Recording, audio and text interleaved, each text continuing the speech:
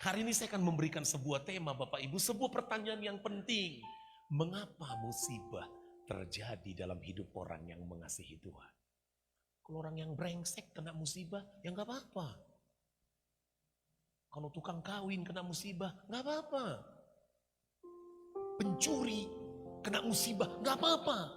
Tapi kalau orang yang mengasihi Tuhan, rajin ke gereja, pendeta, penatua gereja mengalami musibah, mungkin kita akan bertanya, mengapa, dan mengapa?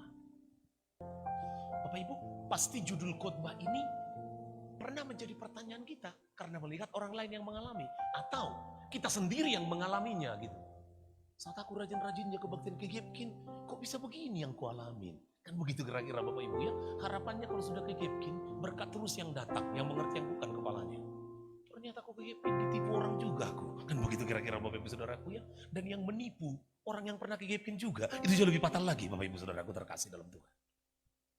Saya akan ceritakan satu kisah nyata yang ada di Surabaya. Seorang laki-laki dengan seorang wanita bertemu di sebuah kampus, memulai perkuliahan. Dan lebih menarik, ternyata mereka beribadah di gereja yang sama. Dan mereka berdua ternyata suka panggilan yang sama. Dua-duanya suka mengajar sekolah minggu. Maka mereka berdua melayani di gereja itu. Dari semester 1 sampai semester 8, mereka terus mengajar sekolah minggu dengan sangat baik. Setelah selesai, mereka berdua sepakat melanjutkan pendidikan mereka S2. Dan setelah tamat S2, setelah 7 tahun kuliah, mereka berdua sepakat untuk menikah. Dan Pak Pendeta menikahkan mereka. Acaranya begitu meriah, begitu bagus sekali acara pernikahan itu. Lalu mereka bilang, seperti inilah orang yang mengasihi Tuhan. Seperti inilah orang yang melayani Tuhan. 1 tahun menikah, 2 tahun menikah, 3 tahun menikah. Mereka tidak punya anak. Mulai ada pertanyaan. Orang berbuat mesum di bawah kolong jembatan hamil. Ini menikah baik-baik di rumah Tuhan. Menjaga kekudusan hidup selama pacaran selama 7 tahun. Kok 3 tahun tidak hamil-hamil? Pendetanya bilang, coba kamu ke dokter. Karena mereka orang hebat diberkati Tuhan. Dua-duanya berangkat ke Singapura untuk cek kesehatan. Dan pulang dari Singapura dilaporkan. Dua-duanya mereka sehat. Dan pendetanya mulai bilang, ya udah, berarti Tuhan tahu ada hal-hal yang maksimal kau kerjakan kalau kau belum punya anak. Dan setelah 7 tahun pernikahan itu, hamillah ibu ini. Senangnya bukan main. Dan setelah anak itu lahir, sukacita berubah menjadi tangisan yang luar biasa. Karena anak yang lahir itu tidak punya tangan kanan dan tidak punya kaki kanan. Saat itulah laki-laki ini berkata, kurang apa aku denganmu Tuhan? Apa yang belum kulakukan untuk Tuhan? Mengapa aku harus mengalami ini? Ketika banyak orang menghibur, dia gak mau terima. Bagi dia, jangan-jangan Tuhan itu tidak ada sebenarnya. Nanti akan kulanjutkan ceritanya di akhir khotbah ini. Bagaimana ending dari kisah ini. Teman saya pernah mengalami ini. Mungkin bagi Bapak Ibu yang tahu pesawat Adam Air dulu. Pesawat ini membawa istri teman saya pendeta dari Surabaya dengan 2 anaknya berangkat ke Manado. Suaminya tidak ikut berangkat karena harus pimpin ibadah tahun baru. Namun ternyata itulah pertemuan yang terakhir. Karena sampai hari ini pesawat ini tidak pernah ketemu. Disebutkan bahwa pesawat ini jatuh di Laut Majene, Sulawesi. Tapi juga tidak pernah bisa dapatkan ini pesawatnya di dasar laut di mana posisinya. Sampai hari ini beliau tidak pernah tahu istrinya itu matinya di mana. Pak Pendeta, kalau koruptor yang mengalami itu wajar, istri pendeta. Kembali kepada satu pertanyaan. Mengapa musibah dialami oleh orang yang mengasihi Tuhan? Mengapa orang yang mengasihi Tuhan berdoa kok susah? Orang yang tidak bertuhan kok mudah? Ini jadi pertanyaan yang penting. Kadang-kadang membuat orang jadi stres. Pertanyaan ini harus dijawab. Harus ada jawaban, karena kalau tidak terjawab bisa menimbulkan kekecewaan yang berlarut-larut. Pertanyaan yang serius ini tidak mudah dijawab. Dan biasanya pertanyaan ini berakhir dengan satu kesimpulan. Kesimpulannya menyisakan pertanyaan lagi. Misteri lahi. Bahasa Batak, hahomion. Apakah seperti itu? Hari ini kita akan mulai belajar dari Alkitab. Mengapa musibah terjadi dalam hidup seorang yang mengasihi Tuhan? Aku mengasihi Tuhan, bapakku mati muda. Aku mengasihi Tuhan, kok anakku mengalami begini. Kita belajar sama-sama. Mengapa itu terjadi dalam hidup seseorang yang mengasihi Tuhan. Yang pertama, ternyata musibah bisa terjadi karena dosa. Silakan Cindy.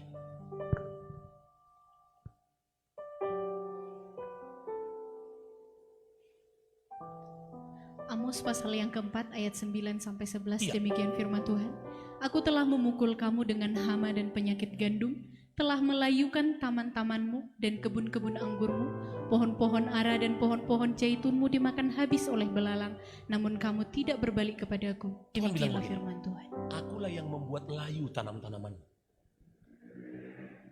Tuhan ngomong begini, aku yang membuat tanamanmu kena hama. Ini kan karena orang Israel petani. Berarti Tuhan bisa bilang, aku yang membuat bisnismu gagal. Aku yang membuat masalah serius terjadi dengan pekerjaanmu. Saya kaget baca ini. Tuhan di belakang semua itu. Mengapa? Dia bilang, karena kamu berbuat dosa orang Israel. Tapi kamu tidak berbalik. Lanjut. Aku telah melepas penyakit sampar ke antaramu seperti kepada orang Mesir. Sebentar. Aku telah membunuh terunamu dengan pedang pada waktu kudamu dijarah. Aku telah membuat bau busuk perkemahanmu tercium oleh hidungmu, namun kamu tidak berbalik kepadaku. Demikian. Kalau orang yang tidak bertuhan kena COVID kan gak apa-apa. Tapi kalau rajin ke gereja kena COVID gimana? Kalau pendeta yang kena COVID gimana? Ini kan bukan pertanyaan yang mudah. Nah masalahnya Tuhan ngomong begini, aku di belakang penyakit yang sedang kau alami ini. Waduh, serius banget. Lagi. Aku telah menjungkir balikkan kota-kota di antara kamu, seperti Allah menjungkir balikkan Sodom dan Gomora, sehingga kamu menjadi seperti puntung yang ditarik dari kebakaran, namun kamu tidak berbalik kepadaku. Demikianlah firman Tuhan. Aku di balik kerusakan pekerjaanmu. Aku di balik penyakit yang kau alami. Dan aku di balik kehancuran kotamu. Lagi, ini penting. Orang Israel sengaja berdosa kepada Tuhan. Orang Israel itu umat Tuhan, tapi dengar, mereka pun kadang seperti kita. Mau sengaja memberontak kepada Tuhan. Bukankah itu juga kadang kita lakukan? Para imam, para pendeta ikut berkecimpung dalam dosa itu. Dan Tuhan menegur mereka dengan hukuman. Dan fatalnya, mereka tidak bertobat. Alkitab berkata, Tuhan ada di belakang semua peristiwa pahit yang dialami orang Israel. Tuhan melakukannya karena dosa umatnya. Dan Tuhan lakukan dengan tujuan cuma satu. Umatnya kembali kepadanya. Dosa akan selalu menimbulkan datangnya teguran dari Tuhan. Dan kalau diabaikan, akan memunculkan teguran yang semakin serius. Hingga pada hukuman. Umat Tuhan yang hadir di ibadah kedua, tolong lihat saya. Setiap kali engkau mengalami peristiwa yang tidak kau harapkan, maka yang pertama yang harus kau lakukan, berlutut menangis di kaki Tuhan dan tanya, ada yang salah Tuhan? Engkau begitu berharap akan dapatkan sesuatu. Engkau sudah berupaya dengan sungguh-sungguh, ternyata malah gak jadi dapat. Jangan nyalahkan Tuhan, jangan nyalahkan orang, jangan nyalahkan diri sendiri. Terus ngapain? Bersimpu di kaki Tuhan, tanya, ada yang salah Tuhan? Apakah ada yang salah caraku dengan Tuhan? Apakah ada yang salah caraku dengan sesama? Hingga aku dapat hukuman karena ternyata musibah terjadi karena dosa. Betapa seriusnya dosa di hadapan Tuhan. Dan kiranya dosa itu juga harus serius dalam pandangan kita. Umat Tuhan di Gapkin, jangan pernah anggap sepele dengan dosa yang kita lakukan. Menangis dan menjeritlah untuk dosa itu. Saya berharap akan ada jemaat di Gapkin yang pukul hati ini. Ampun Tuhan, ampun. Terkadang maunya saya lakukan Bapak Ibu. Ketika saya di kamar sendiri, saya melakukan sebuah kesalahan, sebuah dosa, kebodohan. Maunya Bapak Ibu jujur, aku berdiri di kaca itu ketika istri dan anakku gak ada, aku bilang begini. Jahat kali kau pendeta, jahat kali kau memang gitu. Kok masih bisa kau lakukan ini? Habis itu berlutut lalu bilang, Tuhan, aku mohon belas kasihan. Karena kalau sudah minta ampun dan bertobat, hukuman tidak perlu datang. Tetapi bapak mana yang membiarkan anaknya salah terus? Nggak ada. Dengan anak saya Timothy saya akan begini. Timothy, ya Pak, kenapa begitu Pak lakukannya Pak? Jangan main game terus Mang, hentikan. Ya Pak, sebentar. Nah, Papa tunggu 5 menit lagi ya. Iya Pak, lewat 10 menit.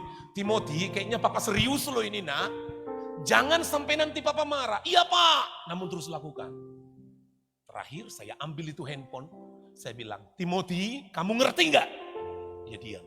Tapi pas ketika aku pergi, balik, udah pegang lagi handphone itu. Tahu yang aku lakukan? Aku buka sabuk dan kusabuk dia.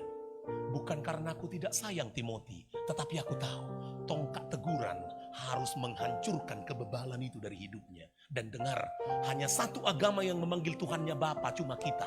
Bapa kami yang di surga. Dan Bapa di surga pun akan mendidik kita semakin dewasa. Dan ketika engkau salah, dia akan tegur dengan cara yang halus. Dia akan tegur dengan khotbah pendeta. Dia akan tegur dengan taruh sesuatu di hatimu. Dan ketika kau menolak, dia akan punya hukuman juga buat kita. Mengapa musibah terjadi dalam hidup orang yang mengasihi Tuhan? Karena dosa. Dosa mau diapain? Selesaikan di kaki Tuhan.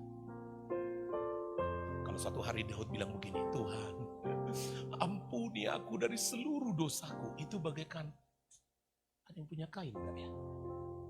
Kain sarung gitu ada enggak ya? Ada ya? Enggak ada pula. Nah ini aja lah. Bapak Ibu, mungkin bagi Bapak Ibu yang anak-anakku yang kecil udah nggak tahu. Tapi zamanku dulu kecil, saya besar di Kota Peak. Seringkali dulu saya lihat mamaku nyuci baju. Maka dulu zaman itu hampir saya ingat rinso jarang jadi pakai mamaku. Sabun telepon. Itu sabun yang tidak pernah masuk iklan, tapi laris. Bapak Ibu Saudaraku. Nggak ada iklannya sabun telepon itu. Sampai sekarang juga tetap ada aku tengok telepon itu Bapak Ibu. Saya ingat dulu kalau nggak ada sampo, pakai sabun telepon itunya sampoku juga Bapak Ibu Saudaraku terkasih ya. Ya itulah sampo kita. Saya ingat biasanya mama aku bilang begini, cuci bajunya nak. Biasanya Bapak Ibu karena rumahku itu dulu gak ada kamar mandinya. Gak bisa cuci baju di situ. Rumah kami hanya perumahan guru. Biasanya mama aku akan ngajarin, mana baju celana sekolahmu? Ini mah, mana bajunya? Ini. Biasanya dia akan siram-siram, sabun. Saya melihat ada sesuatu yang mama aku lakukan. Ini dia. Kumal-kumal dia pukul lagi. Apa yang terjadi ketika itu dipukul? Maka semua kotorannya itu akan keluar dari sana. Saat engkau merasa musibah terjadi, saat itulah engkau bilang, Tuhan, kalau ada yang kotor dalam hidupku, pukul-pukullah aku. Sampai semua karat dan kotoran itu keluar. Mengapa musibah terjadi? Karena dosa. Tapi yang kedua, mengapa musibah terjadi dalam hidup seorang yang mengasihi Tuhan? Alasan yang kedua dalam Alkitab, ternyata karena ada kemuliaan Allah yang sedang dan akan dia kerjakan lewat peristiwa itu. Makanya kadang-kadang lagunya jadi begini. Ada waktu. Benar lagi saya? Bagi Bapak Ibu yang tahu lagunya ikuti saya ya. Lagu ini saya dengar ketika baru-baru masuk sekolah pendeta dulu. Ada waktu di hidupku. Pencobaan berat menerpa. Aku berseru, mengapa ya Tuhan? Nyatakan kehendak-Mu. Jalan Tuhan bukan jalanku. Jangan bimbang ataupun ragu. Nantikan Tuhan jadikan semua indah pada waktunya.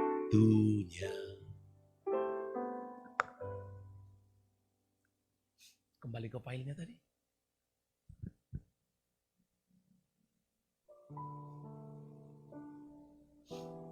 dosa selalu mengakibatkan hal-hal yang buruk.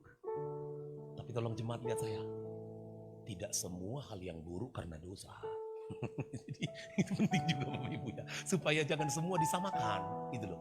Betul, dosa akan menimbulkan hal yang buruk, tetapi tidak selalu hal yang buruk itu karena dosa. Artinya tidak selalu A sama dengan B, B sama dengan A, itu tidak selalu. Silakan Sandy. Dengarin, ada satu peristiwa yang dicatat Alkitab. Yohanes pasal yang ke-9 ayat 1-3 ditambah 6-7. Waktu Yesus sedang lewat, ia melihat seorang yang buta sejak lahir. Buta sejak lahir. Murid-muridnya bertanya kepadanya, "Rabi, siapakah yang berbuat dosa? Orang ini sendiri atau orang tuanya sehingga ia Sampai di situ dilahirkan sebentar buta?" Sandy. Tiba-tiba mereka nanya, Guru, Yesus, itu kan orang buta sejak lahir. Itu karena dosa siapa? Karena dosanya dia atau karena dosa papa dan mamanya? Ternyata pemahaman banyak orang cuma nomor satu tadi, gitu kan? Pokoknya asal terjadi sesuatu yang berat, yang aneh, pasti ada yang berdosa. Yang membuat itu terjadi. Lanjut Sandy.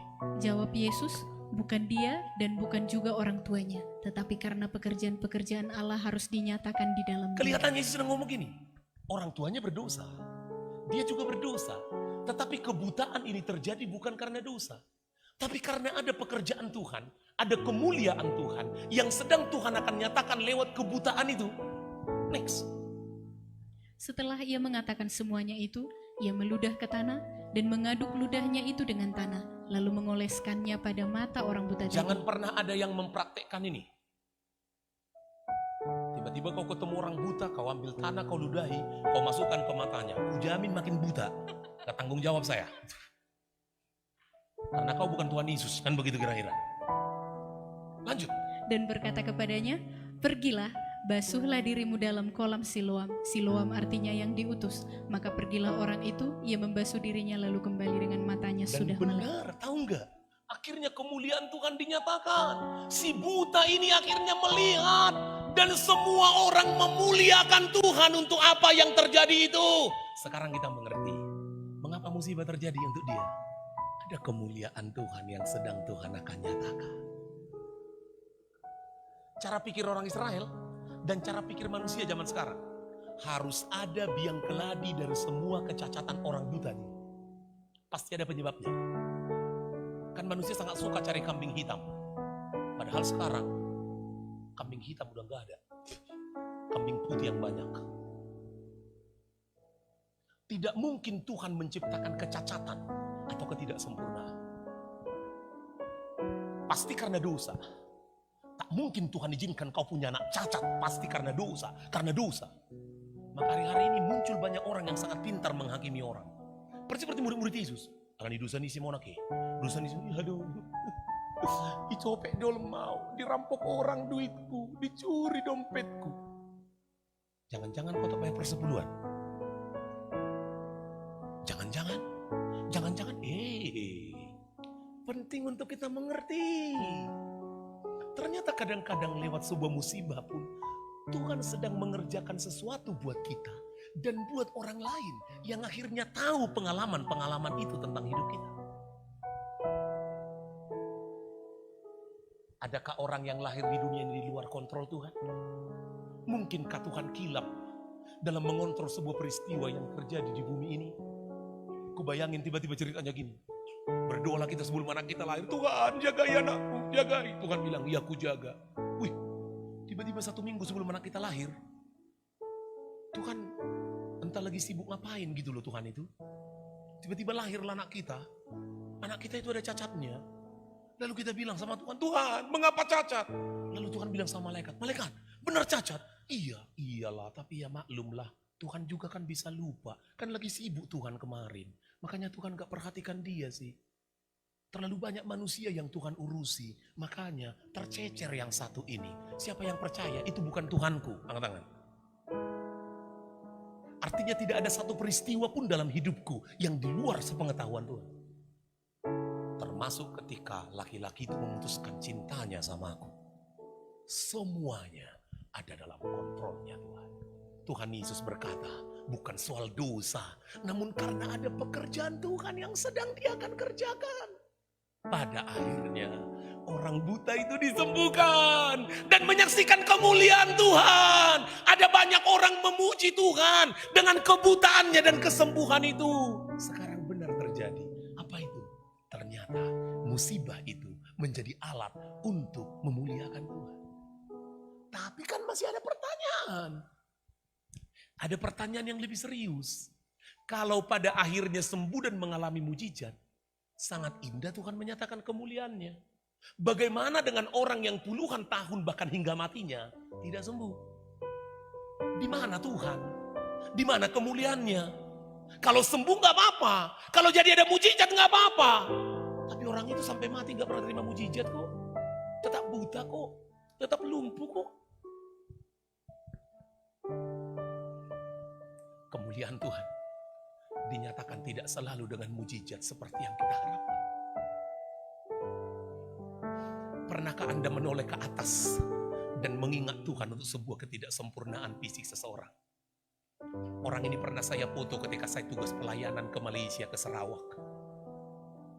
Dia ini gak punya tangan, dua-dua. Tapi tahukah engkau?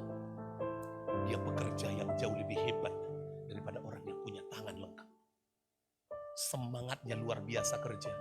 Dia jadi motivasi buat banyak orang disuruh komandannya untuk ngerjain. Jujur, ketika saya melihat ini, dia kan tidak pernah punya tangan lagi. Tapi sungguh saya memuliakan Tuhan untuk itu. Saya bilang, Tuhan, ajaib kalilah kau Tuhan. Biarpun dia gak punya tangan, kau buat dia bisa bekerja lebih hebat dari orang normal loh Tuhan. Tahu gak? Lihat saya. Bagi setiap orang yang cacat, Tuhan selalu beri kelebihan yang tidak pernah bisa dilakukan orang normal. Bahkan kita ini semua kan unik. Setuju kita unik? Tidak ada manusia yang sama di dunia ini. Manusia 6 miliar, tapi tidak ada orang yang sidik jarinya sama. Semua beda. Apa yang kita katakan selain mengagumi Tuhan kita? Terus kalau begitu Amang Pendeta, kalau aku mengalami musibah, dan kayaknya tidak ada mujizat, Amang. Terus begitu juga apa yang kulakukan? Oh ya, ku nikmati. Karena pasti ada sesuatu yang Tuhan akan kerjakan buat orang lain lewat peristiwa itu. Wanita buta yang bernama Fanny Crosby lahir tidak buta. Tapi ketika umur 3 bulan, ada gangguan di matanya. Dan itu membuat dia harus dibawa ke dokter. Dan dokternya ternyata salah dosis.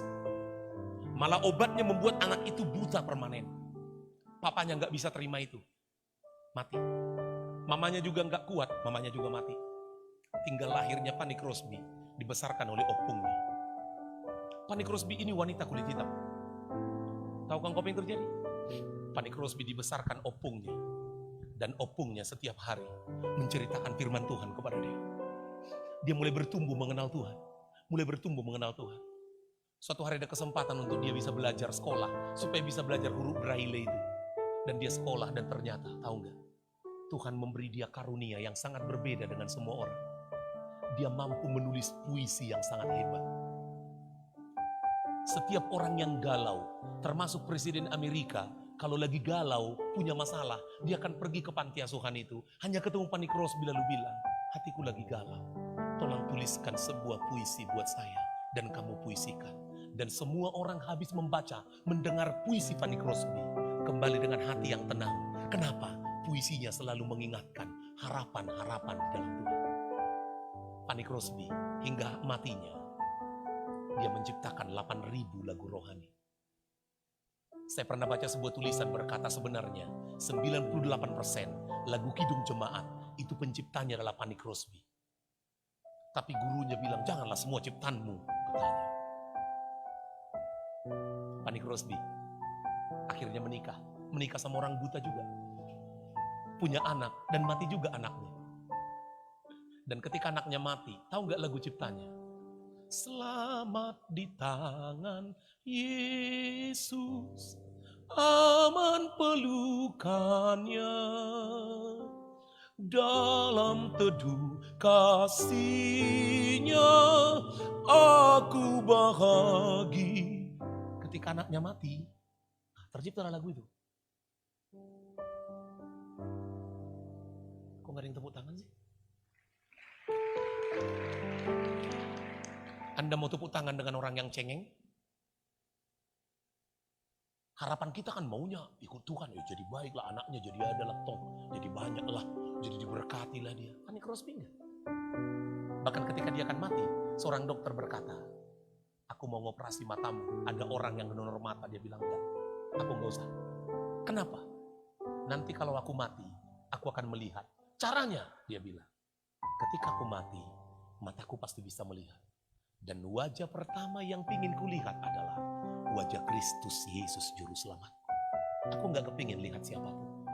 Aku pingin mataku melihat wajah Tuhan Yesus.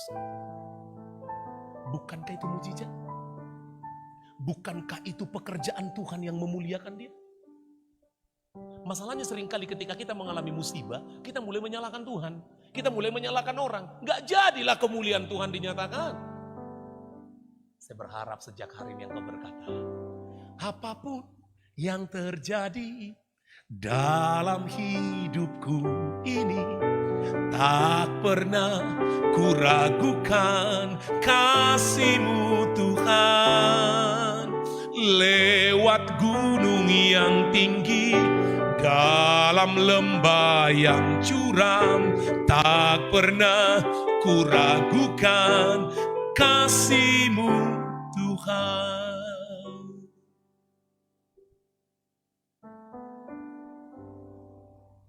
Orang ini pernah masuk TV RCTI. Ini salah satu motivator terbaik dunia dari Amerika. Nick Vujicic. Dia lahir tanpa tangan dan tanpa kaki. Awalnya papa mamanya menyalahkan Tuhan buat semua itu. Awalnya mereka berniat supaya Nick ini mati sajalah. Tapi ternyata Nick ini hidup terus. Dan dia bertambah besar. Dan dia bisa melihat itu. Pasti ada rencana Tuhan yang besar. Dia ini jadi motivator terbaik di dunia. Dia ke seluruh dunia memberi harapan kepada banyak orang. Bagaimanapun keadaan, percayai ada Tuhan sedang mengerjakan keajaiban bagimu dan bagi orang lain lewat apa yang terjadi. Kok gak ada yang tepuk tangan lagi? Yang lebih hebat, istrinya cantik sekali. Punya anak. Sangat bahagia keluarganya.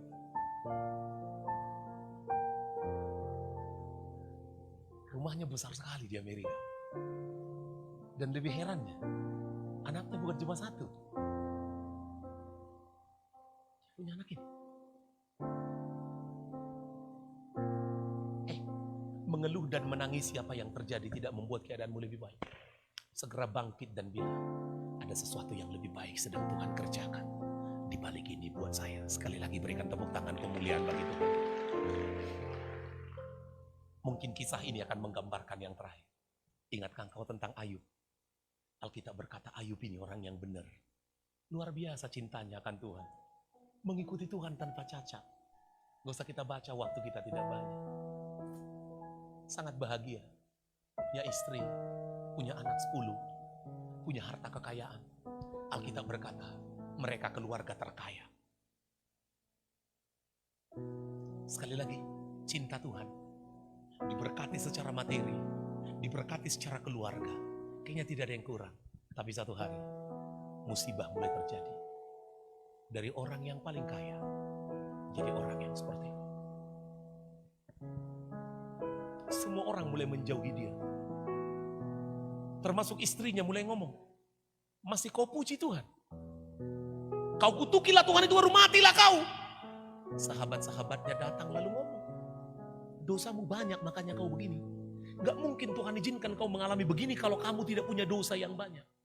Tapi mereka lupa, sebuah peristiwa bisa saja adalah proses Tuhan. Ada sesuatu yang sedang Tuhan kerjakan. Setiap kali yang kau mengalami musibah, kesulitan, ingatlah Ayub ini. Dan bilang, Tuhan pun tahu batas kemampuan. Akan tiba waktunya semua ini selesai. Dan aku akan melihat kemuliaan Tuhan yang teramat indah. Tuhan nyatakan. Alangkah Alangkah tidak mudahnya. Tapi pada akhirnya Alkitabku melaporkan Ayub itu dipulihkan. Dia dapat anak juga 10. Harta kekayaannya double, 2 kali lipat dari apa yang semula. Mengapa? Karena memang Tuhan mengerjakan sesuatu dengan caranya sendiri. Bapak Ibu, saya senang ayat ini. Alkitab bilang, segala sesuatu diciptakan oleh Tuhan dan untuk Tuhan. Pak Gembala, tapi gak bisa ku terima loh keadaan ini.